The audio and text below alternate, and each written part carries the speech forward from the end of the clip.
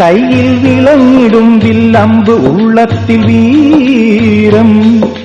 തേങ്ങാമലർ അരിയും നിറയെ ഇരുമുടിക്കെട്ട് കയ്യിൽ വിളങ്ങിടും വിൽ അമ്പ് ഉള്ളത്തിൽ വീരം.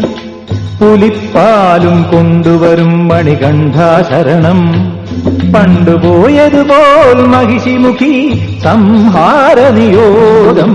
അയ്യപ്പ ദയാനിധേ പൊന്നയ്യപ്പ നിന്നഭിഷേക ദർശനമോ പുണ്യമപ്പ കോടി പുണ്യമപ്പ.